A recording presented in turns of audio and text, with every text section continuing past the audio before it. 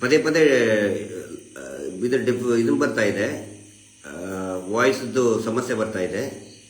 ಅಂದರೆ continuous calls ಬಂತ ಹೇಳಿದರೆ ಅದು ಮ್ಯೂಟ್ ಆಗಿಬಿಡ್ತದೆ. ಅದೇನು ಪ್ರಾಬ್ಲಮ್ ನನಗೆ ಗೊತ್ತಾಗ್ತಾ ಇಲ್ಲ. ಕಾಲ್ಸ್ ಆಗಲಿ ಅಥವಾ ಇನ್ನೇನೋ ಇದನ್ನಾದರೆ ಮೆಸೇಜ್ ಬಂದ್ರೂ ಅದು ಮ್ಯೂಟ್ ಆಗುತ್ತೆ. ಸೊ ವೈಫೈಲಿ ಬಂದಿದ್ದೀನಿ, ಈಗ ವೈಫೈ ಆನ್ ಮಾಡ್ಕೊಂಡು ಮಾತಾಡ್ತಾ ಇದ್ದೀನಿ.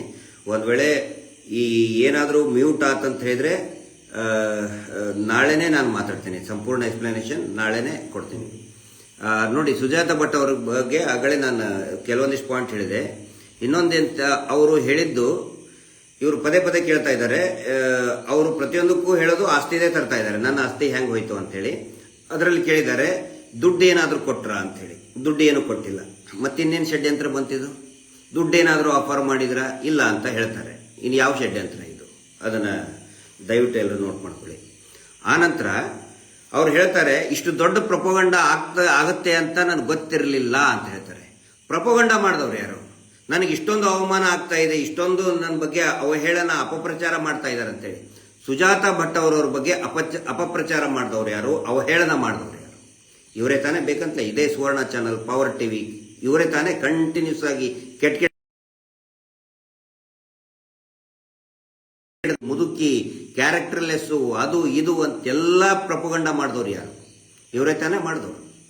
ಆ ಒಂದು ಪ್ರೆಷರ್ ಕ್ರಿಯೇಟ್ ಮಾಡಿ ಅವ್ರದ್ದು ಪೂರ್ತಿ ವಿಚಲಿತ ಮಾಡಿ, ಮಾನಸಿಕವಾಗಿ ಕುಗ್ಗಿಸಿ, 60 ವರ್ಷಕ್ಕಿಂತ ದಾಟಿದಂತಹ ವಯಸ್ಕರ ಹೆಣ್ಮಗಳ್ರಿ ಅವಳು. ಕಂಟಿನ್ಯೂಸ್ ಆಗಿ ಸೋಷಿಯಲ್ ಮೀಡಿಯಾದಲ್ಲಂತರೂ ಕೆಟ್ಟದಾಗಿ ಬೈಯಕ್ಕೆ ಸ್ಟಾರ್ಟ್ ಮಾಡಿದ್ರು. ಅದನ್ನು ಅವ್ರು ಹೇಳಿದ್ದಾರೆ. ಅಂದರೆ ಫಸ್ಟು ಸುವರ್ಣ ಚಾನೆಲ್ನಲ್ಲಿ ಏನು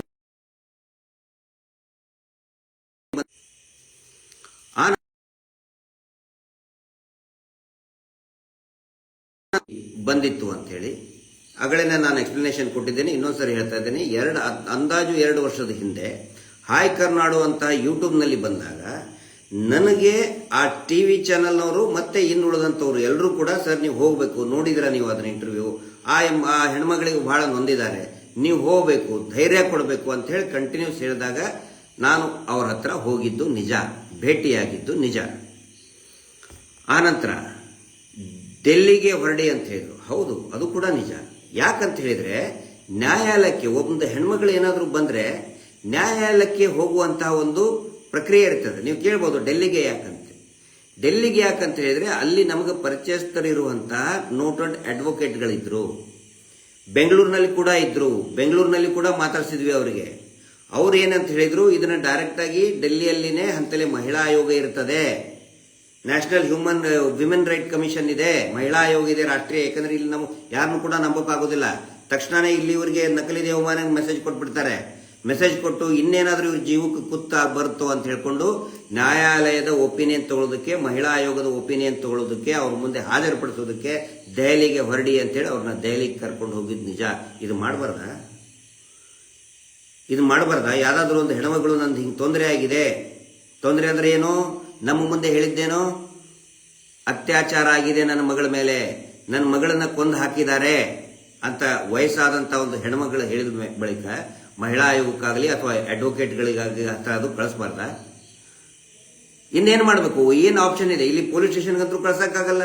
ಪೊಲೀಸ್ ಸ್ಟೇಷನ್ ಅವರು ಯಾವ ಕೇಸ್ ರಿಜಿಸ್ಟರ್ ಮಾಡೋದಿಲ್ಲ ಈ ದೇವಮಾನ ಅವರು ಇದ್ರ ಮೇಲೆ. ಇಲ್ಲಿ ಪದೇ ಪದೇ ಇದೇ ಇಂಟರ್ವ್ಯೂನಲ್ಲಿ ಹೇಳಿದ್ದಾರೆ, ನೋಡಿ ನನ್ನ ಆಸ್ತಿ ಅವ್ರ ಪಾಲಿಗೆ ಹೆಂಗೆ ಹೋಯ್ತು, ನನ್ನ ಆಸ್ತಿ ಅವ್ರ ಪಾಲಿಗೆ ಹೆಂಗೆ ಹೋಯ್ತು ಅಂತೇಳಿ ಪದೇ ಪದೇ ಕೇಳಿದ್ದಾರೆ. ಮತ್ತೆ ಇವರು ಒತ್ತು ಕೊಟ್ಟು ಕೇಳ್ತಾ ಇದ್ದಾರೆ, ನಿಮಗೆ ಯಾರು ಹೇಳಿದ್ರು ಹೇಳಿ ಹೇಳಿ ಅಂತ ಹೇಳಿ. ಅವಾಗ ಅವ್ರು ಹೇಳ್ತಾರೆ, ಗಿರೀಶ್ ಮಟ್ಟಣ್ಣ, ಜಯಂತ್ ಟಿ, ಮಹೇಶ್ ಶೆಟ್ಟಿ ತಿಮ್ಮರೋಡಿ ಹಿಂಗೆಲ್ಲ ಹೇಳ್ತಾರೆ. ಅದು ಯಾಕೆ ಹೇಳಿದ್ರು ಅನ್ನೋದು ಕೂಡ ನಿಮಗೆ ಸ್ವಲ್ಪ ಹೊತ್ತಿನಲ್ಲಿ ಗೊತ್ತಾಗುತ್ತೆ. ಇದರಲ್ಲಿ ನೋಡಿ, ನಮಗೆ ಹಾಗಿದ್ರೆ ನಿಮಗೆ ಪರಿಚಯನೇ ಇಲ್ವಾ ಅಂತ ನೀವು ಕೇಳ್ಬೋದು. ಖಂಡಿತ ಪರಿಚಯ ಇದ್ದಾರೆ. ಯಾವಾಗ? 2 ವರ್ಷದ ಹಿಂದೆ. ಬಹಳ ಸಹಜವಾಗಿ ಒಂದು ಪ್ರಶ್ನೆ ಬರ್ತದೆ, ನೀವು ಯಾಕೆ ವೆರಿಫೈ ಮಾಡಲಿಲ್ಲ ಅಂತೇಳಿ. ನಾನು ವೆರಿಫೈ ಮಾಡಿದ್ದು ಏನು ಅಂತ ಮೊದಲು ಅವ್ರು ಕೇಳಿದ್ವಿ, ಏನಾದರೂ ಡಾಕ್ಯುಮೆಂಟ್ಸ್ ಇದೆಯಾ, ನಿಮ್ಮ ಮಗಳದ್ದು ಫೋಟೋ ಇದೆಯಾ. ಇದು ನನಗೆ ಭೇಟಿಯಾಗಿ 3-4 ತಿಂಗಳ ಮೇಲೆ. ನಾನು ನೋಡಿ ಅವರು ಮಾತಾಡ್ತಾ ಇರಲಿಲ್ಲ. ಅವ್ರ ಮನೆಗೆ ಹೋದಾಗ ಅವ್ರ ಜೊತೆಗೆ ಇನ್ನೊಬ್ಬ ವ್ಯಕ್ತಿ ಇದ್ದ. ಅವ್ರ ಹೆಸರು ಯಾವುದೋ ಪ್ರಸಾದ್ ಅಂತ ಇದೆ, ಹೆಸರು ಸರಿಯಾಗಿದ್ದನಿಲ್ಲ. ತುಂಬ ಏಜ್ ಆಗಿತ್ತು, ಮತ್ತೆ ಬೆಡ್ ರಿಡನ್ ಇದ್ರು. ವಯಸ್ಸಾದ ಅಜ್ಜ ಅಜ್ಜಿ, ಪಾಪ ಏನು ತೊಂದರೆ ಆಗ್ತಾ ಇದೆ ಎಲ್ಲವೂ ಕೂಡ ಕೇಳ್ಕೊಂಡೆ ಅವ್ರ ಕಡೆಯಿಂದ. ಅವ್ರು ಹೇಳಿದ್ರು, ನಿಮ್ಮ ಗಂಡನ ಅಂತ ಕೇಳಿದೆ. ಇಲ್ಲ, ನಮ್ಮ ಗಂಡ ಅಲ್ಲ, ನಾವು ಲಿವಿಂಗ್ ರಿಲೇಷನ್ನಲ್ಲಿದ್ದೀವಿ. ಲಿವಿಂಗ್ ರಿಲೇಷನ್ ಅಂತ ಹೇಳಿದ್ರೆ ಈ ಈ ಪ್ರಾಯದ ಅಂದರೆ ಯುವಕ ಯುವತಿಯರು ಲಿವಿಂಗ್ ರಿಲೇಷನ್ ಇರ್ತಾರಲ್ಲ ಆ ಥರ ಅಲ್ಲ. ಇವರಿಗೂ ಕೂಡ ನನಗೂ ನೋಡ್ಕೊಳಕ್ಕೆ ಯಾರಿಲ್ಲ. ಆ ನಂತರ ಈ ವ್ಯಕ್ತಿಗೂ ಕೂಡ ರಾಮ್ ಪ್ರಸಾದ್ ಅಂತೇನೋ ಇರ್ಬೋದು ಅವ್ರ ಹೆಸರು, ಮೇ ಬಿ ಪ್ರಸಾದ್ ಅಂತ ಇದೆ. ಇವರಿಗೂ ಮಕ್ಕಳು ನೋಡ್ಕೊಳ್ತಾ ಇಲ್ಲ. ಹಿಂಗಾಗಿ ನಾವು ಒಬ್ರಿಗೊಬ್ರು ಆಸರಿಗೋಸ್ಕರ ಇದೀವಿ ಅಂತ ಹೇಳಿದರು. ಹಿಂಗಾಗಿ ಆಯಿತು, ಮಗಳ ಫೋಟೋ ತೋರಿಸಿ ಅಂತ ಹೇಳಿದ್ರು. ಕೊಡಲಿಲ್ಲ. ಆನಂತರ ಮತ್ತೆ ಇನ್ನೊಬ್ರು ನಮ್ಮ ಸ್ನೇಹಿತರು ಈ ಯೂಟ್ಯೂಬ್ ಇದರಲ್ಲೇ ಮಾಧ್ಯಮದವರೇ ಒಬ್ರು ಹೋದ್ರು. ಜಯಂತರು ಕೂಡ ಆ ಟೈಮಿಗೆ ಹೋದ್ರು. ಸರ್ ನಾನು ಕೇಳ್ತೀನಿ ಅಂತೇಳಿ ಹೇಳಿದೆ. ನೋಡಪ್ಪ ಮತ್ತೆ ಇನ್ನೇನಾದರೂ ಬೇರೆ ಅಲಿಗೇಷನ್ಸ್ ಮಾಡಬಾರ್ದು, ವಯಸ್ಸಾದವ್ರು ಇರ್ತಾರೆ. ಇಲ್ಲ ಸರ್ ನಾನು ನೋಡ್ಕೊಂಡು ಹೋಗ್ತೀನಿ, ಮಾತಾಡ್ಕೊಂಡು ಹೋಗ್ತೀನಿ, ಅವ್ರೇನು ತೊಂದರೆ ಇಲ್ಲ ಅಂತ ಹೋಗಿ ಕೇಳಿದರು. ಒಂದು ಫೋಟೋ ಕೊಟ್ಟರು. ಅವಾಗ ಆ ಫೋಟೋನ ನಾವು ಕ್ರಾಸ್ ಚೆಕ್ ಮಾಡಿದ್ವಿ. ಅದು ಏನದು ಫ್ಯಾಕ್ಟ್ ಚೆಕಿಂಗ್ ಇದರಲ್ಲಿ ಚೆಕ್ ಮಾಡಿದ್ವಿ. ಅದು ಸುಳ್ಳು ಅಂತ ಬಂತು. ಅವರು ಕಳಿಸಿದಂತಹ ಫೋಟೋ ಯಾವುದೋ ಒಂದು ಮಾಡೆಲ್ ಥರ ಇತ್ತು. ಯೆಲ್ಲೋ ಕಲರ್ ಫೋಟೋ ಕಳಿಸಿದ್ರು, ಮಾಡೆಲ್ ಥರ ಬಂತು. ಅದಕ್ಕೆ ನಾನು ಗೊತ್ತಾಯ್ತು, ನನಗೆ ಇಂಟ್ರೆಸ್ಟ್ ತೋರಿಸಲಿಲ್ಲ. ಆವಾಗ ಮತ್ತೆ ಇವರೇ ಫೋನ್ ಮಾಡಿದರು. ಫೋನ್ ಮಾಡಿದಾಗ ಸರ್ ನನಗೆ ಹಿಂಗಾಗಿದೆ, ಸ್ವಲ್ಪ ಹೆಲ್ಪ್ ಮಾಡಿ, ಏನಾದರೂ ನೀವು ನನಗೆ ಏನಾದರೂ ನನಗೆ ನ್ಯಾಯ ದೊರಕಿಸ್ಕೊಡಿ ಅಂತ ಪದೇ ನಾನು ಹೇಳಿದೆ. ನೋಡಿ ನೀವು ಕಳಿಸಿರೋ ಫೋಟೋ ಅದು ಸುಳ್ಳಿದೆ, ಹ್ಯಾಂಗೆ ನಂಬೋದು? ಇಲ್ಲ ಸರ್ ಅದೇ ಥರ ಇದ್ಲು, ನನಗೆ ಬಹಳ ಮಾನಸಿಕ ಆಗಿದೆ, ಮಗಳ ಬಗ್ಗೆ ಬಹಳ ನನಗೆ ತೊಂದರೆಯಲ್ಲಿದ್ದೀನಿ ಅಂತ ಹೇಳಿದರು. ಆಮೇಲೆ ಮತ್ತಿನ್ನೇನು, ಮೇ ಬಿ ಮಗಳನ್ನ ಕಳ್ಕೊಂಡಿದ್ದಾಳೆ, ಮಗಳನ್ನ ಕಳ್ಕೊಂಡಿರೋದಕ್ಕೆ ಈ ಥರ ಏನಾದರೂ ಇದು ಮಾಡಿರ್ಬೇಕು. ಬಟ್ ನಿಮ್ಮ ಫೋಟೋ ತೋರಿಸ್ಬೇಕಂದ್ರು ಫೋಟೋನೂ ತೋರಿಸ್ಲಿಲ್ಲ, ಏನೂ ತೋರಿಸ್ಲಿಲ್ಲ. ಬರ್ತ್ ಸರ್ಟಿಫಿಕೇಟ್ ಆಗಲಿ, LC ಆಗಲಿ ಏನೂ ತೋರಿಸ್ಲಿಲ್ಲ. ಅವಾಗಿಂತ ನಾನು ಕಂಪ್ಲೀಟ್ ಸುಮ್ಮನಾಗ್ಬಿಟ್ಟೆ, ಏನು ಅದ್ರ ಬಗ್ಗೆ ಇದು ಮಾಡೋದು ಬೇಡ ಅಂತೇಳಿ. ಇಷ್ಟಾದ ಮೇಲೆ ಈಗ ಅವರು ಹೇಳ್ತಾರಲ್ಲ, ಈ ಏನು ಪ್ರಕ್ರಿಯೆ ನಡೀತು, ಅವಾಗಲೂ ಕೂಡ ಅವರು ಸರ್ ನಾನು ಹೇಳಿಕೆ ಕೊಡ್ತೀನಿ, ನಾನು ರೆಡಿ ಇದ್ದೀನಿ ಅಂತ ಹೇಳಿದ್ದಕ್ಕೇ ನಾನು ಹೇಳಿದೆ, ದಯವಿಟ್ಟು ನಾನು ಹೇಳ್ತಾ ಇದ್ದೀನಿ, ಯಾರಾದರೂ ಈ ಇನ್ವೆಸ್ಟಿಗೇಷನ್ ಮಾಡಿದರೆ, SIT ಅವರು ಇನ್ವೆಸ್ಟಿಗೇಷನ್ ಮಾಡ್ತಾರಲ್ಲ, ದಯವಿಟ್ಟು ನಮ್ಮ ಫೋನ್ ಕಾಲ್ಗಳನ್ನು ನೀವು ಚೆಕ್ ಮಾಡಿ. ಲಾಸ್ಟ್ 2 ಇಯರ್ಸಿಂದ ನಾವು ಜಾಸ್ತಿ ಕಾಲ್ ಮಾಡಿದೀವ ಅಥವಾ ಅವರು ಮಾಡಿದಾರ? ನಾವಂತರೂ ಮಾಡೋಕ್ಕೆ, ಯಾಕಂತ ಹೇಳಿದ್ರೆ ಸ್ವಲ್ಪ ಡೌಟ್ ಬಂತು, ಯಾಕಂದರೆ ವಿನಾಕಾರಣ ಇನ್ನೇನಾದರೂ ಗೊಂದಲ ಆಗಬಾರ್ದು ಅಂತೇಳಿ ಕಂಟಿನ್ಯೂಸ್ ಆಗಿ ಕಾಲ್ ಮಾಡಿದ್ದಾರೆ. ಮಿಸ್ ಕಾಲ್ ಎಷ್ಟಿದೆ ನೋಡಿ, ಅಲ್ಲಿಂದ ರಿಸೀವಿಂಗ್ ನಾವು ಎಷ್ಟು ಸಾರಿ ಕಾಲ್ ರಿಸೀವಿಂಗ್ ಮಾಡಿದ್ದೀವಿ, ಅದೆಲ್ಲವೂ ಕೂಡ ತನಿಖೆ ಆಗಬೇಕು ಅಂತ ನಾನು ಬಯಸ್ತೀನಿ. ಬಯಲಾಗಬೇಕಲ್ಲ ಸತ್ಯ ಏನಿದೆ ಅಂತೇಳಿ, ಬಯಲಾಗಲೇಬೇಕು. ಒಂದು ವಯಸ್ಸಾದಂಥ ಹೆಣ್ಮಗಳು ನನಗೆ ನ್ಯಾಯ ಕೊಡಿಸಿ ಅಂಥೇಳಿ ಪದೇ ಪದೇ ಫೋನ್ ಮಾಡಿ ಮತ್ತಿನ್ನೇನು ಮಾಡೋಕ್ಕಾಗತ್ತೆ ನಾವು? ಅದಕ್ಕೆ ನಾನು ಹೇಳಿದ್ದು ಅಡ್ವೊಕೇಟ್ ಹತ್ರ ಹೋಗಿ ಕಾನೂನಿನ ಕದ ತಟ್ಟಿ ಅಂತೇಳಿ ಸಜೆಷನ್ ಕೊಟ್ಟಿದ್ದು, ಅಷ್ಟು ಬಿಟ್ಟು ಬೇರೆ ಏನು ಕೂಡ ಮಾಡಿಲ್ಲ. ಈಗ ಈ ಪ್ರಕ್ರಿಯೆ ಎಲ್ಲ ನಡೆದ ಮೇಲೆ ಅವರು ಪೊಲೀಸ್ ಸ್ಟೇಷನ್ಗೆ ಹೋದ್ರು, SITಗೂ ಕೂಡ ಕಂಪ್ಲೇಂಟ್ ಕೊಟ್ಟರು, ಏನೇನು ಪ್ರಕ್ರಿಯೆ ನಡೆದು ಅವಾಗ ಹಂಗಿದ್ರೆ ನಮ್ಗೆ ಭೇಟಿ ಆಗಲಿಲ್ವಾ? ಖಂಡಿತ ಭೇಟಿಯಾಗಿದ್ದಾರೆ. ಯಾವಾಗ ಅಂತ ಹೇಳಿದರೆ, ಇಲ್ಲಿ ಮಹೇಶ್ ಶೆಟ್ಟಿ ತಿಮರೋಡಿ ಅವರು ಮನೆಗೂ ಕೂಡ ಅವರು ಬಂದರು, ಇಲ್ಲೇ ಇದ್ರು. ಅದನ್ನು ಕೆಲವೊಂದಿಷ್ಟು ಜನ ಮಾಧ್ಯಮದವರು ಕೂಡ ನೋಡಿದ್ದಾರೆ. ಯಾದಕ್ಕೆ ಬಂತ ಅಂತ ಹೇಳಿದ್ರೆ, ಈ ಅವ್ರದ್ದು ಸಿಕ್ಕಾಪಟ್ಟೆ ವೈರಲ್ ಆಗಕ್ಕೆ ಸ್ಟಾರ್ಟ್ ಮಾಡಿತ್ತು. ಸಾಕಷ್ಟು ಜನ ಚರ್ಚೆ ಮಾಡಕ್ಕೆ ಪ್ರಾರಂಭ ಮಾಡಿದ್ರು.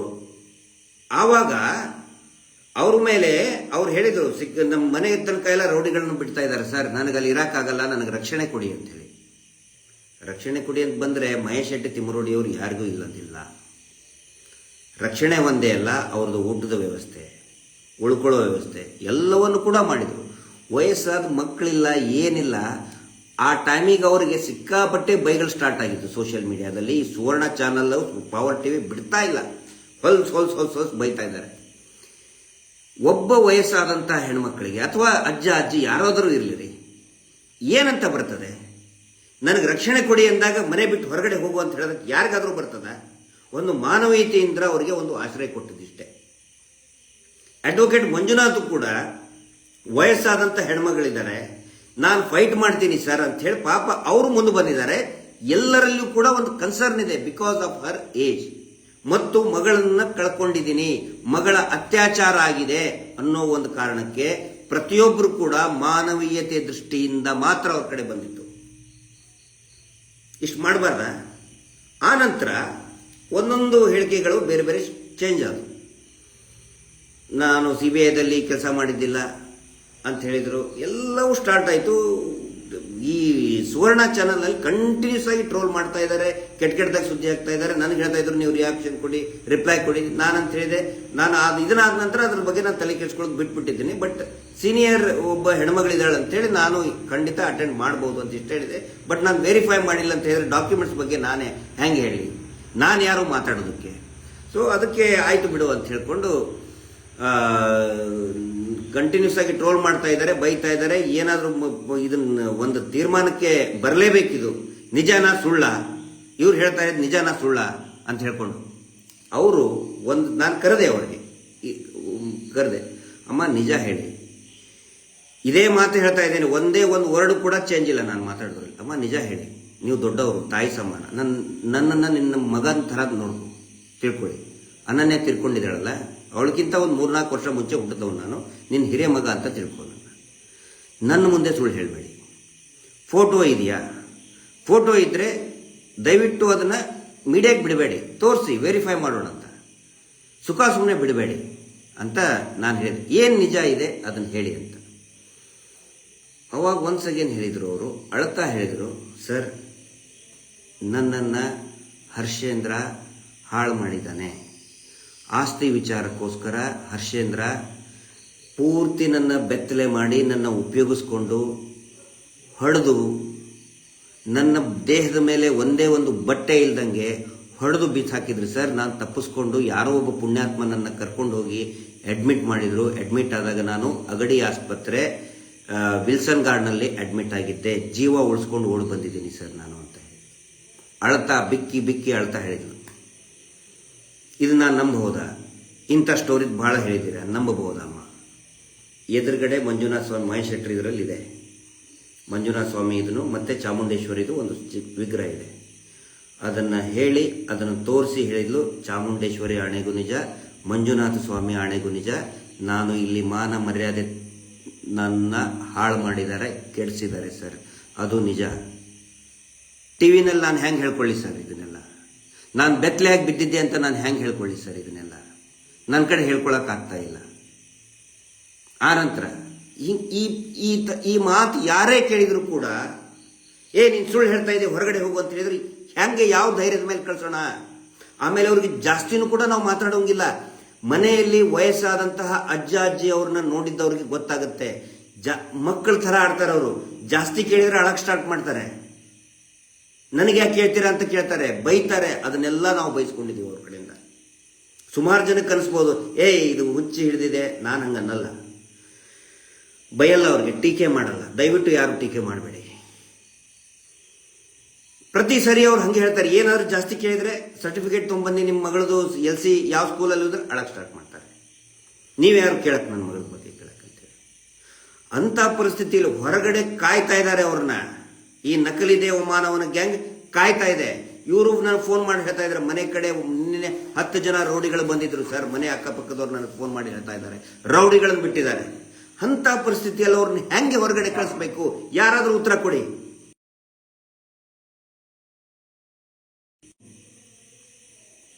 ಅದಕ್ಕೆ ಆಯ್ತು, ಇರುವಷ್ಟು ದಿನ ಇರಲಿ ಅಂತ ಹೇಳ್ಕೊಂಡು ಮತ್ತೆ ಅವ್ರು ಫೋಟೋ ರಿಲೀಸ್ ಮಾಡಿದ್ರೆ, ಫೋಟೋ ರಿಲೀಸ್ ಮಾಡಕ್ಕೆ ನಾವಾಗಲಿ ಅಡ್ವೊಕೇಟ್ ಆಗಲಿ ಸಜೆಸ್ಟ್ ಮಾಡಿಲ್ಲ, ಅವರಾಗ್ಲೇ ರಿಲೀಸ್ ಮಾಡ್ತೀವಿ ಅಂದಿದ್ದಕ್ಕೆ ಮಂಜುನಾಥ್ ಅವರು ಆಯ್ತಪ್ಪ ನೀವೇ ತೋರಿಸ್ರಿ, ನಾವ್ಯಾಕೆ ರಿಲೀಸ್ ಮಾಡೋಣ. ಆಮೇಲೆ ಮತ್ತೆ ಅದಕ್ಕೆ ಇನ್ನೇನೇನೋ ಸ್ಟಾರ್ಟ್ ಆಯಿತು. ಹಿಂಗಾಗಿ ನಾವು ಸೈಲೆಂಟ್ ಆಗಿಬಿಟ್ವಿ. ಆದರೆ ನನಗನ್ನಿಸ್ತಾ ಇತ್ತು ಇದಕ್ಕೊಂದು ಎಂಡ್ ಆಗಬೇಕು ಅಂತೇಳಿ. ಎಂಡ್ ಇವತ್ತು ಆಗಿದೆ, ಮೇ ಬಿ ಆಗಿದೆ. ಯಾಕೆ ಎಂಡ್ ಆಗಿದೆ ಅಂತ ಹೇಳಿದ್ರೆ, ಸ್ವಲ್ಪ ಹೊತ್ತಿನ ಹಿಂದೆನೆ ಒಬ್ಬರಿಗೆ ಮಾತಾಡಿ ಅವರು ಹೇಳಿದ್ದಾರೆ, ಸುವರ್ಣ ಚಾನಲ್ನವರು ರೌಡಿಗಳನ್ನ ಬಿಟ್ಟು ನನ್ನನ್ನು ಬಲವಂತವಾಗಿ ಕಾರ್ನಲ್ಲಿ ಕೂಡಿಸಿ ದೂರಾಗಿ ಕರ್ಕೊಂಡು ಹೋಗಿ ಹಿಂತಿಂತವ್ರು ನಿನಗೆ ತಲೆ ತುಂಬಿದ್ರು ಅಂತ ಹೇಳಲೇಬೇಕು ಅಂತ ಹೇಳಿದ್ದಕ್ಕೆ ನಾನು ಹೇಳಿದ್ದೀನಿ ಅನ್ನೋ ಮಾತನ್ನ ಅವರು ಆಡಿದ್ದಾರೆ. ಅದಕ್ಕೆ ಅವರು ವಿಡಿಯೋ ರೆಕಾರ್ಡಿಂಗ್ ಕೂಡ ಮಾಡಿದ್ದಾರೆ. ಮೇ ಬಿ ಅದು ಬಿಡ್ತಾ ಇದ್ದಾರೆ. ಅವರೇ, ಯಾರು ಸುಜಾತ ಭಟ್ ಅವರೇ ಕಾಲ್ ಮಾಡಿ ಹೇಳಿದ್ದು, ನನಗೆ ಹಿಂಗೆ ಹೆದರಿಕೆ ಆಗ್ತಾ ಇದೆ. ಆಮೇಲೆ ಇವರು ಕೂಡ ಕಾಲ್ ಮಾಡಿದ್ದಾರೆ. ಇವ್ರು ಮಿಸ್ ಕಾಲ್ ಬಂದ ಮೇಲೆ ಅವರು ಕೂಡ ಕಾಲ್ ಮಾಡಿದ್ದಾರೆ, ಏನಾಯ್ತು ಅಂತ ಕೇಳೋಕ್ಕೆ. ಅವ್ರಿಗೂ ಕೂಡ ಗೊತ್ತಿಲ್ಲ, ಮೇ ಬಿ ಅಭಿ ಅವರು ಮಾಡಿರ್ಬೋದು. ಅಭಿ ಅವರು ಮತ್ತು ಅವ್ರ ಜೊತೆಗೆ ಇನ್ನೊಬ್ರು ಇದ್ರು. ಅವ್ರಿಗೆ ಇಮಿಡಿಯೇಟ್, ಯಾಕಂದ್ರೆ ಅಭಿ ಅಂದ್ರೆ ಬಹಳ ಪ್ರೀತಿ ಅವ್ರಿಗೆ. ಅಭಿಗೆ ನಮ್ಮ ಜೊತೆಗಿರೋರು ಅಂತ ಎಲ್ಲರಿಗೂ ಕೂಡ, ಸಮೀರ್ ಆಗಲಿ ಅಭಿ ಆಗಲಿ, ಚಿಕ್ಕ ಚಿಕ್ಕ ಹುಡುಗರು ಎಲ್ಲರಿಗೂ ಪ್ರೀತಿ. ಅಭಿ ಅಂತ ಹೇಳಿದ್ರೆ ಪ್ರೀತಿ, ಅಭಿ ಅಭಿ ಅಂತ ಹೇಳ್ಕೊಂಡು ಪಾಪ ಭಯದಲ್ಲಿ ಮಾತಾಡಿದ್ದಾರೆ. ಅದನ್ನು ಕೂಡ ರಿಲೀಸ್ ಮಾಡ್ತಾರೆ. ನನಗೆ ಹೆದರಿಕೆ ಹಾಕಿದ್ರು ಅಂತ ಹೇಳಿ. ಹೆದರಿಕೆ ಹಾಕಿ ಈ ಸುವರ್ಣ ಚಾನಲ್ ಏನ್ರಿ ದರದ್ದು? ಯಾಕೆ ಅವ್ರ ಹಿಂದೆ ಬಿದ್ದಿದ್ದೀರಿ? ಅದರಲ್ಲಿ ಈಗ ನೆಕ್ಸ್ಟ್ ಏನು ನಾನು ಈಗ ಏನು ಮಾಡಬೇಕು ಹಂಗಿದ್ರೆ ಮುಂದೆ ಏನಾಗಬೇಕು? ಯಾಕಂದ್ರೆ ಅವ್ರು ಹೇಳಿದಾರಲ್ಲ, ಎಲ್ಲ ಕಡೆ ಪ್ರಚಾರ ಆಗಿದೆ, ಇದನ್ನಾಗಿದೆ. ಆಮೇಲೆ ಇವರೊಬ್ರು ಕೂತ್ಕೊಂಡ್ಬಿಟ್ಟು ಸುವರ್ಣ ಪವರ್ ಟಿವಿನವರು ದೇವಸ್ಥಾನಕ್ಕೆ ಅಪಪ್ರಚಾರ ಮಾಡಿದ್ರು, ಹಾಗೆ ಹಿಂಗೆ ಅಂತೇಳಿ. ನೆಕ್ಸ್ಟ್ ಏನು ಮಾಡಬೇಕು ಅಂತ ಹೇಳಿದ್ರೆ, ಅವ್ರು ಹೇಳಿದ್ದಾರೆ ನನಗೆ ಹೆದರಿಸಿದ್ದಾರೆ ಅಂತೇಳಿ, ದಯವಿಟ್ಟು ಅದು ತನಿಖೆ ಆಗಬೇಕು. ಅದಕ್ಕಿಂತ ಮುಂಚೆ ನಮ್ಮ ತನಿಖೆ ಆಗಬೇಕು. ನಮ್ಮ ಬಗ್ಗೆ ಏನಾದರೂ ಅವ್ರಿಗೆ ಹೇಳ್ಕೊಟ್ಟಿದ್ದೀವಾ? ಹಿಂಗೆ ಹೇಳಮ್ಮ ಅಂತ ಹೇಳಿ ಹೇಳ್ಕೊಟ್ಟಿದ್ದೀವಾ? ದೇವಸ್ಥಾನಕ್ಕೆ ಅಪಪ್ರಚಾರ ಮಾಡು ಅಂತ ಹೇಳ್ಕೊಟ್ಟಿದ್ದೀವಾ? ಅಥವಾ ಅನನ್ಯ ಭಟ್ ಬಗ್ಗೆ ಏನಾದರೂ ಹಿಂಗೆ ನೀನು ಮಾಡು ಅಂತ ಹೇಳ್ಕೊಟ್ಟಿದ್ದೀವಾ? ದಯವಿಟ್ಟು ಅವರದು ನ್ಯಾರ್ಕೋ ಅನಾಲಿಸಿಸ್ ಒಂದು ವೇಳೆ, ಯಾಕಂದ್ರೆ ಏಜ್ ಆಗಿದೆ, ಏಜ್ ಆದವ್ರು ನ್ಯಾರ್ಕೋ ಅನಾಲಿಸಿಸ್ ಮಾಡೋದು ಬಹಳ ಕಷ್ಟ. ಒಂದು ವೇಳೆ ಸಾಧ್ಯ ಇತ್ತಂತ ಹೇಳಿದ್ರೆ ದಯವಿಟ್ಟು ನ್ಯಾರ್ಕೋ ಅನಾಲಿಸಿಸ್ ಮಾಡಿ. ಅಥವಾ SIT ಕಚೇರಿಯಲ್ಲಿ ನಮ್ಮನ್ನು ಮತ್ತು ಆ ಹಿರಿಯ ಮಹಿಳೆಯರನ್ನ, ಸುಜಾತ ಭಟ್ ಅವ್ರನ್ನ ಮುಖಾಮುಖಿ ಕೂಡಿಸ್ಲಿ, ವಿಡಿಯೋ ರೆಕಾರ್ಡಿಂಗ್ ಮಾಡ್ಕೊಳ್ಳಿ, ಪ್ರತಿಯೊಂದನ್ನು ಕೂಡ ತನಿಖೆ ಮೂಲಕನೇ ಬಹಿರಂಗಪಡಿಸಲಿ. ಮೀಡಿಯಾ ಟ್ರಯಲ್ ಬೇಡ ಇಲ್ಲಿ. ಆ ನಂತರ ಇದೇ ಸುವರ್ಣ ವಿಡಿಯೋದಲ್ಲಿ ಪದೇ ಪದೇ ಹೇಳಿದ್ದಾರೆ, ನನ್ನ ಆಸ್ತಿ ಅವ್ರಿಗೆ ಹೆಂಗೆ ಹೋಯ್ತು, ಇಲ್ಲಿ ಯಾರಿಗೆ ಹೋಯ್ತು, ಯಾಕೆ ಹೋಯ್ತು, ಇವರ ಅನುಮತಿ ಇಲ್ಲದೆ ಅವ್ರಿಗೆ ಆಸ್ತಿ ಹೆಂಗೆ ಟ್ರಾನ್ಸ್ಫರ್ ಆಯಿತು, ಯಾರು ಹೆದರಿಕೆ ಕೊಟ್ಟಂತವ್ರು, ಅದು ಕೂಡ ತನಿಖೆ ಆಗಬೇಕು, ಬಹಿರಂಗ ಆಗಲೇಬೇಕು. ನಾವು ಯಾಕೆ ಸುಮ್ಮನೆ ಇದ್ವಿ ಅಂತ ಹೇಳಿದ್ರೆ, ಮಾತಾಡಲಿ ಇವರು ಮಾತಾಡಲಿ, ಸುಮ್ಮನೆ ಇದ್ವಿ ನಾವು. ಈಗ ಅದು ಸತ್ಯ ಹೊರಗಡೆ ಬರುವಂತ ಕಾಲ ಬಂದಿದೆ. ಬೇಕಲ್ಲ, ಇವ್ರದ್ದು ಸಹಿ ಇಲ್ಲದೇನೆ ಪರಿಕದಲ್ಲಿರುವಂತಹ ಇವರ ಪಿತ್ರಾರ್ಜಿತ ಆಸ್ತಿ ಇದೇ ವೀರೇಂದ್ರ ಜೈನ್ ಹೆಸರಿನಲ್ಲಿದೆ. ಅಂದ್ರೆ ಇವರು ಅಲ್ಲಿ ಒಂದೇನೋ ದೊಡ್ಡದು ರಿಸಾರ್ಟ್ ಮಾಡ್ಕೊಂಡಿದ್ದಾರೆ. ಅಲ್ಲಿ ನಮ್ಮ ರಿಸಾರ್ಟ್ ಹುಡ್ಕೊಳ್ತಿರಲ್ಲಪ್ಪ, ಈ ರಿಸಾರ್ಟ್ ಹೆಂಗ್ ಬಂತು ಅಂತ ಹುಡುಕ್ರಿ, ಮೊದಲು ರಿಸಾರ್ಟ್ ಆಗಿದೆ. ಆ ನಂತರ ಇವರು ಟ್ರ್ಯಾಕ್ ಏನಾದರೂ ಇರಲಿ, ಹಿಂದೆ ಇವರು ಎಲ್ಲಾದ್ರೂ ಕೆಲಸ ಮಾಡಿರಲಿ, ಅನನ್ಯ ಬಗ್ಗೆ ಏನಾದರೂ ಇರಲಿ, ಎಲ್ಲಾದ್ರೂ ಕಲ್ತಿರಲಿ, ಇವರ ಮೇಲೆ ಅತ್ಯಾಚಾರ ಆಗಿದೆಯಾ ಇಲ್ಲ ಕನ್ಫರ್ಮ್ ಮಾಡ್ಕೊಳ್ಳಿ ಮೊದಲು. ಈ ಮಾತು ಯಾಕೆ ಹೇಳ್ತಾ ಇದ್ದೀನಿ ಅಂತ ಹೇಳಿದ್ರೆ, ಯಾವುದೇ ಒಂದು ಹೆಣ್ಣುಮಗಳು ತನ್ನ ಮೇಲೆ ಆದಂತಹ ಅವಮಾನವನ್ನ, ಅತ್ಯಾಚಾರ ಅನ್ನೋದೊಂದು ಭೀಕರವಾದಂತಹ ಅಪಮಾನ ಹೆಣ್ಣಿಗೆ ಅಂತ ತಿಳ್ಕೊತಾರೆ. ನಿಜವಾಗ್ಲೂ ಹೆಣ್ಣಿಗೆ ಅಪಮಾನ ಅಲ್ಲ, ಮಾಡಿದವನಿಗೆ ಅಪಮಾನ. ಅದು ಮಾಡಿದ್ದು ನಿಜನ ಇಲ್ಲ, ಅದ್ರ ಬಗ್ಗೆ ಇನ್ವೆಸ್ಟಿಗೇಷನ್ ಆಗಬೇಕು. ಇದುವರೆಗೂ ಕೂಡ ಈ ಸುಜಾತ ಭಟ್ ಅವರು ದೂರನ್ನ ಕೊಟ್ಟಿದ್ದು ಇಬ್ಬರ ಮೇಲೆ, ಈ ಧರ್ಮಾಧಿಕಾರಿ ಮತ್ತು ಅವರ ತಮ್ಮ ಹರ್ಷೇಂದ್ರ ಜೈನ್ ಮೇಲೆ. ಅವರಿಬ್ಬರನ್ನು ಕರೆಸೇ ಇಲ್ಲ. ಈಗ ಬರೀ ನಮಗೆ ಅರ್ಧ ಅಂತ ಹೇಳಿದ್ರೆ, ಇನ್ನು ಅರ್ಧ ಸತ್ಯ ಗೊತ್ತಾಗಬೇಕು ಅಂತ ಹೇಳಿದ್ರೆ, ಆರೋಪಿತ ಸ್ಥಾನದಲ್ಲಿರೋರ್ನ, ಅವ್ರು ಯಾರು ಆರೋಪಿತರಂತ ಹೇಳ್ತಾ ಇದ್ದಾರೆ, ಅವ್ರನ್ನ ಕರಿಬೇಕು ಮೊದಲು. ಇದುವರೆಗೂ ಅವ್ರನ್ನ ಕರೆದಿಲ್ಲ. ಅವ್ರ ಜೊತೆಗೆ ಈ ವಿಷಯದ ಬಗ್ಗೆ ಯಾವುದೇ ಟಿವಿ ಚಾನಲ್ ಮಾತಾಡಲಿಲ್ಲ, ಯಾವುದೇ ಸೋಷಿಯಲ್ ಮೀಡಿಯಾ ಪ್ಲಾಟ್ಫಾರ್ಮ್ ಮಾತಾಡಲಿಲ್ಲ, ಯಾರು ಮಾತಾಡಲಿಲ್ಲ. ಬರೀ 60 ವಯಸ್ಸು ದಾಟಿದಂತ ಅಜ್ಜಿ ಹಿಂದೆ ಎಲ್ಲರೂ ಬಿಟ್ಬಿಟ್ಟಿದ್ದಾರೆ. ಸೋಷಿಯಲ್ ಮೀಡಿಯಾದಲ್ಲಿ ಬಿಟ್ಟಿದ್ದಾರೆ, ಟಿವಿ ಚಾನಲ್ ಒಂದೇ ಹೆದರ್ಸ್ತಾ ಇದ್ದಾರೆ. ಆರೋಪಿತ ಸ್ಥಾನದವರು ಇದುವರೆಗೂ ಯಾರು ಕೇಳಿಲ್ಲ, ಪೊಲೀಸ್ ಸ್ಟೇಷನ್ಗೂ ಕರೆಸಲಿಲ್ಲ, SIT ಅವರು ಕರೆಸಲಿಲ್ಲ. ಸತ್ಯ ಹೆಂಗ ಗೊತ್ತಾಗಬೇಕು ಸ್ವಾಮಿ? ನಮ್ಮ ಬಗ್ಗೆ ಹೇಳ್ತಿರಲ್ಲ, ನಾವು ಕತೆ ಕಟ್ಟಿದ್ವಿ. ಬುರುಡೆ ಗ್ಯಾಂಗ್, ಲೋಫರ್ ಅಜಿತ್ ಜೈನ್, ನಿನ್ಗೆ ಅಪ್ಪ ಅಮ್ಮ ಇದಾರೆ ಇಲ್ಲೋ ನೋಡ್ಕೊ ನೀನು. ಆ ಇನ್ನೊಂದು ಹೆಣ್ಮಗಳು ಕೇಳ್ತಾ ಇದ್ದಾರೆ, ಅವ್ರಿಗಾದ್ರೂ ಅಪ್ಪ ಅಮ್ಮ ಇದಾರೋ, ಅಜ್ಜ ಅಜ್ಜಿ ಇದಾರೋ ಇಲ್ಲ ಅಂತ ಗೊತ್ತಿಲ್ಲ. ಕೆಟ್ಟದಾಗ ಟ್ರೋಲ್ ಮಾಡ್ಕೊಂಡು ಬಂದ್ರಿ. ಅವ್ರು ಹೇಳ್ತಾ ಇದಾರಲ್ಲ, ಇಷ್ಟೊಂದು ಅಪಮಾನ ಆಗ್ತಾ ಇದ್ದೀರಿ, ಅಪಪ್ರಚಾರ ಆಗ್ತದೆ ನನಗೆ ಗೊತ್ತಿದ್ದಿಲ್ಲ. ಹೌದ್ರಿ, ಕಂಟಿನ್ಯೂಸ್ ಆಗಿ ಟ್ರೋಲ್ ಮಾಡ್ತೀರಾ, ಕಂಟಿನ್ಯೂಸ್ ಆಗಿ ಬೈತೀರಾ, ಕ್ಯಾರೆಕ್ಟರ್ಲೆಸ್ ಅಂತೀರಾ, ಹೊಸ ಬೈತೀರಾ ಅವ್ರಿಗೆ, ಮತ್ ಮಾನಸಿಕವಾಗಿ ಕುಗ್ಗದೆ ಇನ್ನೇನ್ ಮಾಡ್ತಾರೆ? 100% ನಿಜ. ನಾನು ಹೇಳಕ್ ಬರಲ್ಲ ಅತ್ಯಾಚಾರ ಆಯ್ತು ಹಿಂಗಾಯ್ತು, ಅದ್ರ ಅವರು ಪಾಪ ಮುಜುಗರಕ್ಕೆ ಒಳಗಾಗಿದ್ದಾರೆ. ಹೇಳ್ಕೊಳಕ್ ಅವ್ರಿಗೆ ಭಯ ಬರ್ತಾ ಇಲ್ಲ. ಒಂದು ಆಸ್ತಿನೂ ಹೋಯ್ತು, ಮಾನ ಮರ್ಯಾದೆನೂ ಹೋಯ್ತು, ಹೊಡೆದು ಹಾಕಿದ್ರು ನನ್ನ ಮಾತು ಯಾರು ಕೇಳಕ್ ರೆಡಿ ಇಲ್ಲ ಅಂದಿದ್ದಕ್ಕೆ ಸೌಜನ್ಯ ಹೋರಾಟ ಮತ್ತೆ ಪ್ರಾರಂಭ ಆದಾಗ ಧೈರ್ಯ ತಗೊಂಡು ಬಂದಿದ್ದಾರೆ. ಈ ಮಾತನ್ನು ಕೂಡ ಅನೇಕ ಸಾರಿ ಹೇಳಿದ್ದಾರೆ. ಇದನ್ನೆಲ್ಲ ನಾನು ಹೌದು ಅವ್ರು ಕರೆಕ್ಟು ಅಂತ ನಂಬರಿ ಅಂತ ನಾನು ಹೇಳ್ತಾ ಇಲ್ಲ. ನಂಬುವಂಥ ಪರಿಸ್ಥಿತಿಯಲ್ಲಿ ನಾವು ಇಲ್ಲ, ನೀವು ಇಲ್ಲ, ಯಾರು ಇಲ್ಲ. ಆದರೆ ಅವರು ಇರುವಂಥ ಸಿಚುವೇಶನ್ ಕೂಡ ನಾವು ಅರ್ಥ ಮಾಡ್ಕೋಬೇಕಾಗ್ತದೆ. ವಯಸ್ಸಾದಂಥವ್ರು ಯಾವ್ಯಾವ ಟೈಪು, ನಮ್ಮ ಮನೆಯಲ್ಲೇ ನನಗೆ ಬೇಜಾರಾಗ್ತಿತ್ತು. ಆಮೇಲೆ ನಾವು ಇದನ್ನ ಮಾಡ್ತಾ ಇದ್ವಿ ನೋಡಿ. ಈ ಎಕ್ಸ್ಪೀರಿಯನ್ಸ್ ಎಲ್ರಿಗೂ ಆಗಿರ್ತದೆ. ಅಜ್ಜ ಅಜ್ಜಿ ಇದ್ದಂಥವ್ರು, ತಂದೆ ತಾಯಿ ವಯಸ್ಸಾದ್ಮೇಲೆ ಮಗುವಿನ ಥರ ಬಿಹೇವ್ ಮಾಡ್ತಾರೆ. ನಾವು ಸಮಾಧಾನದಿಂದ ಇರಬೇಕು. ನನಗೂ ಇವತ್ತಿಗೂ ಕೂಡ ಒಂದು ದುಃಖ ಕಾಡ್ತದೆ. ಅಪ್ಪ ಇದ್ದಾಗ ಒಂದೊಂದು ಸರಿ ನಾನು ಸಿಟ್ಟಲ್ಲಿ ಮಾತಾಡ್ಬಿಟ್ಟೆ ಅಂತೇಳಿ. ಹಂಗಾಗ್ತದೆ. ಅವ್ರ ಮೇಲೆ ಒಂದು ಮಾನವೀಯತೆ ಕಾಳಜಿ ಇಟ್ಕೊಂಡು ಹೆಲ್ಪ್ ಮಾಡಿದ್ದು ಎಲ್ಲರೂ ಕೂಡ. ಇವತ್ತಿಗೂ ಕೂಡ ನಾನು ಅವರಿಗೆ ಬೈಯೋದಿಲ್ಲ, ಟೀಕೆ ಮಾಡೋದಿಲ್ಲ. ಯಾರು ಟೀಕೆ ಮಾಡಬೇಡಿ. ನಮ್ಮ ಮನೆಯಲ್ಲಿರುವಂಥ ಅಜ್ಜ ಅಜ್ಜಿ ಅಂತ ತಿಳ್ಕೊಂಡು ಸುಮ್ಮನಾಗಬೇಡಿ. ಸತ್ಯ ಹೊರಗಡೆ ಬಂದೇ ಬರ್ತದೆ. ಯಾಕಂತ ಹೇಳಿದ್ರೆ, ಯಾಕೆ ಬಂದೇ ಬರುತ್ತೆ ಅಂತ ಹೇಳಿದ್ರೆ, ನಾನು ಕ್ರಾಸ್ ವೆರಿಫೈ ಯಾಕೆ ಡಿಫೆಂಡ್ ಮಾಡ್ಕೋತೀನಿ ಅಂತ ಹೇಳಿದ್ರೆ, ಕ್ರಾಸ್ ವೆರಿಫೈ ಮಾಡ್ಬೇಕಾದ್ರೆ 2 ವಿಷಯ ನನಗೆ ಗೊತ್ತಾಗಿತ್ತು. ಏನು ಅಂತ ಹೇಳಿದ್ರೆ, ಇವರು ಇಲ್ಲೇ ಪರಿಕದವರು, ಉಡುಪಿ ಹತ್ತಿರ ಪರಿಕದವರು, ಅದು ನನಗೆ ಹೇಳಿದ್ರು, ಅದು ಕನ್ಫರ್ಮ್ ಮಾಡಿದ್ರು. ಇವರ ತಂದೆ ಗುರುರಾಜ್ ಉಪಾಧ್ಯಾಯ ಅಂತ ಹೇಳಿ ದೊಡ್ಡ ಹೆಸರಿದೆ, ಗೌರವಿತ ಹೆಸರಿದೆ. ಅವ್ರದ್ದು ಆಸ್ತಿ ಇತ್ತು. ಆ ನಂತರ ಆಸ್ತಿ ಇದೇ ಧರ್ಮಸ್ಥಳದ ನಕಲಿ ದೇವಮಾನವನಿಗೆ ಟ್ರಾನ್ಸ್ಫರ್ ಆಗಿದೆ. ಬಹಳ ಮುಖ್ಯವಾಗಿ ನಾವು ಗಮನಿಸಬೇಕಾಗಿರೋದು, ಇವರ ಅನುಮತಿ ಇಲ್ಲದೇ ಟ್ರಾನ್ಸ್ಫರ್ ಆಯಿತು. ಯಾವಾಗ ಇದು ವಿಷಯ ಗೊತ್ತಾಯಿತು, ಅವಾಗ ಹೌದು ದೇರ್ ಇಸ್ ಸಮಥಿಂಗ್. ಅದನ್ನು ಇನ್ವೆಸ್ಟಿಗೇಷನ್ ಮಾಡೋದು ನಾನಲ್ಲ, ಸೌಜನ್ಯ ಹೋರಾಟಗಾರರಾಗಲಿ, ಜಯಂತ್ ಟಿ ಅವರಾಗಲಿ, ಮಂಜುನಾಥ್ ಅಡ್ವೊಕೇಟ್ ಆಗಲಿ, ಮಹೇಶ್ ಶೆಟ್ಟಿ ತಿಮ್ರೋಡ್ ಅವರಾಗಲಿ ಅಲ್ಲ. ಇನ್ವೆಸ್ಟಿಗೇಟಿಂಗ್ ಏಜೆನ್ಸಿ ಅಂತ ಇದೆ. ಅದಕ್ಕೆ ಪೊಲೀಸ್ ಇರ್ಬೋದು, SIT ಇರ್ಬೋದು, ಯಾರಾದರೂ ಇರ್ಬೋದು. ಅವ್ರು ಇನ್ವೆಸ್ಟಿಗೇಟ್ ಮಾಡಿ ಮೊದಲು ಹ್ಯಾಂಗ್ ಟ್ರಾನ್ಸ್ಫರ್ ಆಯಿತು. ಅದನ್ನು ಇಡೀ ಆಸ್ತಿ ಪೂರ್ತಿ ಇಡಿಗಂಟು ಹೋಗ್ಬಿಟ್ಟಿದೆ. ಹ್ಯಾಂಗ್ ಹೋಯ್ತು? ಇವರ ಭಾವ, ಇವರ ಸಂಬಂಧಿಕರು, ಅವ್ರ ಬಗ್ಗೆ ನನಗೆ ಗೊತ್ತಿಲ್ಲ, ನಾನು ಮಾತಾಡಬಾರ್ದು. ಅದು ಅವರು ಇಂಟರ್ನಲ್ ಮ್ಯಾಟ್ರು, ಫ್ಯಾಮಿಲಿ ಮ್ಯಾಟ್ರ್, ನಾನು ಮಾತಾಡಕ್ಕೆ ಹೋಗಲ್ಲ. ಬಟ್ ಏನೇ ಇದ್ರೂ ಕೂಡ ಇವರಿಗೆ ಒಂದು ಪೊಸೆಸಿವ್ನೆಸ್ ಇದೆ. ನನ್ನ ಅಪ್ಪ, ನನ್ನ ಅಜ್ಜಂದಿರ ಆಸ್ತಿ ನನ್ನ ಕೇಳದೆ, ನನ್ನ ಸಹಿ ಇಲ್ಲದೆ ಇವರು ಮಾಡಿಸ್ಕೊಂಡಿದ್ದಾರೆ. ಹೆಂಗೆ ಮಾಡಿಸ್ಕೊಂಡ್ರು?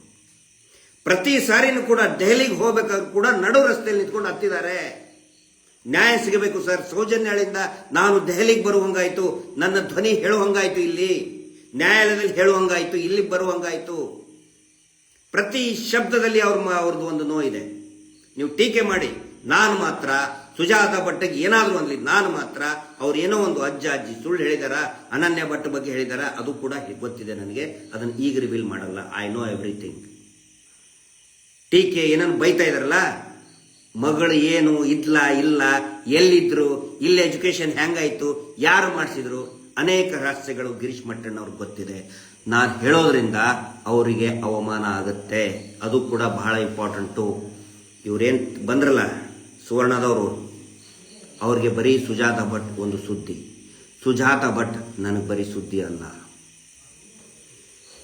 ಕೋಟಿ ಜನ ವಿರೋಧ ಮಾಡಿ ನನ್ನ ಮಾತಿಗೆ, I stand with my words. ಕೋಟಿ ಜನ ಟೀಕೆ ಮಾಡಿ ಅಸಹಾಯಕರ ಜೊತೆಗೆ ನಿಂತ್ಕೊಳ್ಳೋದೇ ಸೌಜನ್ಯ ಹೋರಾಟಗಾರರ ಪ್ರಥಮ ಕರ್ತವ್ಯ. ಅಸಹಾಯಕರಿದ್ದಾರೆ, ಬೈರಿ ಈ ಮಾತಿಗೆ ನನಗೆ. ಇಷ್ಟೆಲ್ಲ ಅಂದ್ರೂ ಯಾಕ್ರಿ ಅವಳು ನಂಬ್ತೀರಿ? ಎಲ್ಲೋ ಒಂದು ಕಡೆ ಸತ್ಯ ಇದೆ. ಹಾಳು ಮಾಡಿದ್ದಾರೆ, ಕೆಡಿಸಿದ್ದಾರೆ, 100ಕ್ಕೆ 100 ನಿಜ. ಅದನ್ನ ಜನರ ಮುಂದೆ ತೆರೆದಿಡೋ ಕೆಲಸ ಗಿರೀಶ್ ಮಟ್ಟಣ್ಣವ್ರದ್ದು ಅಲ್ಲ. ಅದು ಕಂಪ್ಲೇಂಟ್ ಕೊಟ್ಟಿದ್ದಾರಲ್ಲ, ಆರೋಪಿತರಿದ್ದಾರಲ್ಲ, ನನ್ನ ಮುಂದೆ ಹೇಳಿದ್ದಾರೆ. ಹರ್ಷೇಂದ್ರ ಜೈನ್ ನನ್ನ ಬೆತ್ತಲೆ ಹಿಂಗೆ ತೋರಿಸಿದ್ರು. ಅವ್ರು ಹಿಂಗೆ ಬಟ್ಟೆ ಹಿಡ್ಕೊಂಡು ತೋರಿಸಿದ್ರು. ಒಂದು ತುಂಡು ಬಟ್ಟೆ ಇಲ್ಲದೆ ನಾನು ಹೊಡೆದು ಹಾಕಿದ ಸರ್. ಒಂದು ತುಂಡು ಬಟ್ಟೆ ಇಲ್ಲದೆ ಹೆಂಗೆ ಹೇಳ್ಕೊಳ್ಳಿ ನಾನು? ಅದರ ಸಲುವಾಗಿ ಒಂದು ಮಾನವೀಯತೆ ದೃಷ್ಟಿಯಿಂದ ಅವ್ರ ಜೊತೆಗೆ ನಿಂತ್ಕೊಂಡಿತ್ತು. ಅರ್ಧ ಸತ್ಯ ಅರ್ಧ ಸುಳ್ಳು ಗೊತ್ತಾಗಿದೆ. ಇನ್ನು ಅರ್ಧ ಸತ್ಯ ಗೊತ್ತಾಗಬೇಕು ಅಂತ ಹೇಳಿದ್ರೆ, ಆರೋಪಿತ ಸ್ಥಾನದಲ್ಲಿರೋರು ದೇವಸ್ಥಾನದ ಹೆಸರು ಹೇಳಿಕೊಂಡು 100 ಆಸ್ತಿಗಳನ್ನು ಕಬಳಿಸಿದಾರಲ್ಲ, ಅವ್ರನ್ನ ಸಮನ್ ಮಾಡಬೇಕು. ಅವ್ರನ್ನ ವಿಚಾರಣೆ ಮಾಡಿದಾಗ ಮಾತ್ರ ಗೊತ್ತಾಗುತ್ತೆ. ನಾನು ಎಲ್ರಿಗೂ ಒಂದು ಮಾತು ಹೇಳಕ್ಕೆ ಇಷ್ಟಪಡ್ತಾ ಇದ್ದೀನಿ. ಕೊನೆಯದಾಗಿ, ಈ ಹೋರಾಟ ಇದೆಯಲ್ಲ, ಇದು ನಕಲಿ ದೇವಮಾನವ ಕುಟುಂಬದ ವಿರುದ್ಧ ಅಂತ ಅದರ ಅರ್ಥ. ಸುಳ್ಳು ಪ್ರಚಾರದ ವಿರುದ್ಧ ಮಾಡ್ತಾ ಇರುವಂತಹ ಹೋರಾಟ. ನಾವೀಗ ಹೋರಾಟ ಮಾಡ್ತಾ ಇರೋದು, ಹೊಡೆದಾಡ್ತಾ ಇರೋದು, ಯುದ್ಧ ಮಾಡ್ತಾ ಇರೋದು ಸುಳ್ಳು ಪ್ರಚಾರದ ವಿರುದ್ಧ, ಅಪಪ್ರಚಾರದ ವಿರುದ್ಧ. ಅದಕ್ಕೆ ನಾವು ರೆಡಿ ಇದ್ದೀವಿ. ಎಷ್ಟೇ ಅಪಪ್ರಚಾರ ಮಾಡಿದ್ರು ನಾವು ಏನು ಹೇಳಬೇಕು ಅದನ್ನು ಹೇಳ್ತೀವಿ. ನಂಬ್ರಿ ಅಂತ ನಾನು ಹೇಳಲ್ಲ. ಏನು ನಡೆದಿದೆ ಅದನ್ನು ಹೇಳ್ತಾ ಇದ್ದೀನಿ. ನಂಬೋದು ಬಿಡೋದು ನಿಮಗೆ ಬಿಟ್ಟಿದ್ದು. ಅಥೆಂಟಿಕ್ ಆಗಿ ಹೇಳೋದು SIT ಅವ್ರು ಮಾಡಬೇಕು. ದಯವಿಟ್ಟು ನಮ್ಮನ್ನು ಕೂಡ ಕರೆಸಿ. ಹೆಂಗೆ ಭೇಟಿಯಾದರು, ಹೆಂಗೆ ಭೇಟಿಯಾದರು, ಯಾಕೆ ಅವ್ರಿಗೆ ನಾವು ಹೆಲ್ಪ್ ಮಾಡೋಕೆ ಹೋದ್ವಿ, ಪ್ರತಿಯೊಂದು ಕೂಡ ಬಯಲಾಗಲಿ. ನ್ಯಾರ್ಕೋ ಅನಾಲಿಸಿಸ್ ಮಾಡಿಸ್ತೀರಾ? ಖಂಡಿತ ಮಾಡಿಸಿ. ಲೈವಲ್ಲಿ ಮಾಡಿಸಿ. ನಂದು ಲೈವಲ್ಲಿ ಮಾಡಿಸಿ ನ್ಯಾರ್ಕೋ ಅನಾಲಿಸಿಸ್. 3 ಜನ 4 ಜನ ರೇಪಿಸ್ಟ್ಗಳು ಏನೋ ನಾರ್ಕೋ ಅನಾಲಿಸಿಸ್ ಮಾಡಿಸಿದ್ವಿ ಅಂತೇಳಿ ಇನ್ನೂ ಮಟ್ಟ ವರದಿನೇ ಕೊಟ್ಟಿಲ್ಲ. ಹಂಗಲ್ಲ, ಲೈವ್ ಅಲ್ಲಿ ನಂದು ನಾರ್ಕೋ ಅನಾಲಿಸಿಸ್ ಮಾಡಿ ಅಕಸ್ಮಾತ್ ಮೆಡಿಕಲ್ ಪ್ರೊವೈಡ್ ಮಾಡಿದರೆ, ಮೆಡಿಕಲ್ ಪರ್ಮಿಷನ್ ಇತ್ತಂತ ಹೇಳಿದ್ರೆ ಆ ಸುಜಾತ ಭಟ್ ಅವ್ರದ್ದು ಮಾಡಿಸಿ. ಪಾಪ ಮೇ ಬಿ ಅದು ಒಪ್ಪಲಿಕ್ಕಿಲ್ಲ, ಬಟ್ ಮಾಡಿಸಿ, ಲೈವ್ ಅಲ್ಲೇ ಮಾಡಿಸಿ ಸರ್. ನಾವು ಒಪ್ಪದಿದ್ದೀನಿ ಅದಕ್ಕೆ. ಸುಖ ಸುಮ್ಮನೆ ಟ್ರೋಲ್ ಮಾಡೋದು ಇಷ್ಟು ದಿನ ನಾನು ಮಾತಾಡಿದ್ದಿಲ್ಲ, ಇವತ್ತು ಮಾತಾಡುವಂತ ಸಂದರ್ಭ ಬಂದಿದೆ. ಅವ್ರು ಹೇಳ್ತಾರೆ ನನಗೆ ಹೆದರ್ಸಿದ್ರು, ಸುವರ್ಣ ಚಾನಲ್ನವರು ಹೆದರ್ಸಿ ಕರ್ಕೊಂಡು ಹೋಗಿ ನಂದು ರಿಕಾರ್ಡಿಂಗ್ ಮಾಡ್ಕೊಂಡ್ರು. ಇನ್ನೊಂದು ಹೇಳ್ತಾ ಇದ್ದೀನಿ, ಜಸ್ಟ್ 2 days ಬಿಫೋರ್, 2 ದಿನದ ಹಿಂದೆ ಹೇಳಿದ್ದಾರೆ ಸುಜಾತ ಭಟ್ ಏನಂತ, 2 ಲಕ್ಷ ಆಫರ್ ಕೊಟ್ಟಿದ್ದಾರೆ ಸರ್ ಅಂತ ಹೇಳಿ ಕನ್ಸರ್ನ್ಡ್ ಒಬ್ಬ ಅಡ್ವೊಕೇಟ್ಗೆ ಹೇಳಿದ್ದಾರೆ. ಅವ್ರು ಹೇಳಿದ್ದಾರೆ ನೀನು ಒಂದೇ ₹1 ತಗೊಂಡ್ರು ಕೂಡ ಅದು ಲಂಚ ತಗೊಂಡಂಗೆ, ನೀನು ತಗೋಬೇಡಮ್ಮ ಅಂತ ಹೇಳಿದ್ದಾರೆ. ಆಯ್ತು ಸರ್ ತಗೊಳ್ಳಲ್ಲ ಅಂತ ಹೇಳಿದ್ದಾರೆ. ಪಾಪ ತಗೊಂಡಿಲ್ಲ ಅವರು. ಏನಾಗಿದೆ ಗೊತ್ತಿಲ್ಲ ನಮಗೆ. ಒಂದು ಟಿವಿ ಚಾನಲ್ನವರು ಅವ್ರಿಗೆ ಆಫರ್ ಮಾಡಿದ್ರಂತೆ, ಯಾವುದೋ ಒಂದು ಟಿವಿ ಚಾನಲ್, ಹೆಸರು ಬೇಡ, ಆಫರ್ ಮಾಡಿದ್ರಂತೆ. ಬೇಡ ಸರ್ ನಾನು ಆಮೇಲೆ ತಗೊಳ್ಳಲ್ಲ ಅಂತ ಹೇಳಿದ್ರಂತವ್ರು. ಇಷ್ಟೆಲ್ಲ ನಡೆದಿದೆ, ನಾವು ಸುಮ್ಮನೆ ಕೇಳಿಸ್ಕೊಳ್ತಾ ಇದ್ವಿ. ನಮಗೂ ಇತ್ತು ತೆರೆ ಬೀಳಬೇಕು ಅಂತೇಳಿ. ಮೇ ಬಿ ಇವತ್ತು ತೆರೆ ಬೀಳ್ತದೆ ಅಥವಾ ನಾಳೆ ತೆರೆ ಬೀಳ್ತದೆ, ಬೀಳಲೇಬೇಕು. ಏನೇ ಆದರೂ ಕೂಡ ದಯವಿಟ್ಟು ಕೊನೆಯದಾಗಿ ನಾನು ರಿಕ್ವೆಸ್ಟ್ ಮಾಡ್ಕೊಳ್ತಾ ಇದ್ದೀನಿ, ಅವ್ರನ್ನ ಟೀಕೆ ಮಾಡಬೇಡಿ ಸುಜಾತ ಭಟ್ ಅವರು. ನಮ್ಮ ಅಜ್ಜ ಅಜ್ಜಿನೋ ಏನೋ ಹೇಳಿದ್ದಾರೆ, ಆದರೆ ಅವರು ಹಾಳಾಗಿದ್ದು ಕೂಡ ನಿಜ. ಸಪೋರ್ಟ್ ಮಾಡ್ತಿರೋ ಬಿಡ್ತಿರೋ ನಿಮಗೆ ಬಿಟ್ಟಿತ್ತು. ಬಟ್ ತನಿಖೆಗೆ ಮಾತ್ರ ನಮ್ಮನ್ನು ಹೆಂಗೆ ಕರೆಸ್ತಿರೋ, ಆರೋಪಿತ ಸ್ಥಾನದಲ್ಲಿದ್ದವ್ರು ಕರೆಸಿದರೆ ಮಾತ್ರ ಇದು ಹೊರಗಡೆ ಬಿಡ್ತದೆ ನಿಜ. ಇಲ್ಲ ಅಂದರೆ ಸುಖ ಸುಮ್ಮನೆ ಟ್ರೋಲ್ ಮಾಡ್ತಾ ಮತ್ತು ಸುಳ್ಳುಗಳನ್ನು, ಇದು ಸುಳ್ಳಿನ ಸಾಮ್ರಾಜ್ಯ ಆಗಿದೆ. ನಾವು ಹೋರಾಡ್ತಾ ಇರೋದು ನಕಲಿ ದೇವಮಾನವನ ವಿರುದ್ಧ ಹೋರಾಡೋದು ಅಂತ ಹೇಳಿದ್ರೆ ಸುಳ್ಳು ಅಪಪ್ರಚಾರದ ವಿರುದ್ಧ ಹೋರಾಟ ಮಾಡ್ದಂಗೆ ನಾವು ರೆಡಿ ಇದ್ದೀವಿ. ಏನಾದರೂ ಅನ್ಕೊಳ್ಳಿ. ಗುಡ್ ನೈಟ್, ನಮಸ್ತೆ. Justice for Soujanya.